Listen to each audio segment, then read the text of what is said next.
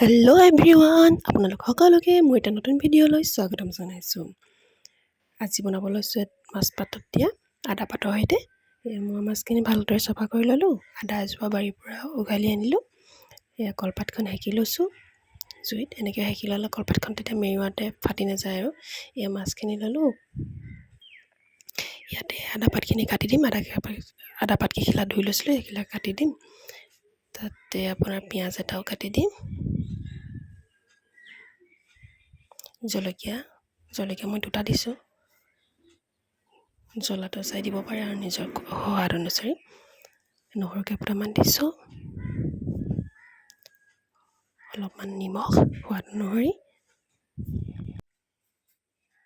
অলপমান মিঠাতেল। এতিয়া সকলোখিনি ভালদৰে মেৰিয়াই লৈ মোৱা মাছ পাতত দি আপোনালোকৰ প্ৰিয়নে? খাই চাবচোন এবাৰ যদি খোৱা নাই কোনেও, বৰ ভাল লাগে। খাইছে সকলোৱে প্ৰায়, কিন্তু সকলোৱে বনোৱা প্ৰচেছটো বেলেগ বেলেগ হয় আৰু। এটা এখনত সিজিবলৈ দিম।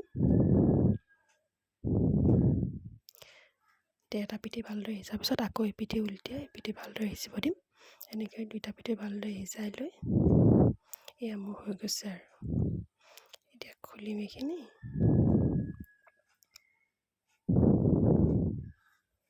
খোলাৰ লগে লগে আদা পাতৰ গোন্ধটো কি ধুনীয়া দিয়ে, নহৰু জলকীয়াৰ গোন্ধটো ভাল লাগি যায়। ইয়াত এতিয়া গোল নেমু অকণ চেপি পিটিকা কৰি ভাতৰ লগত জুতি লওক আৰু। ধন্যবাদ।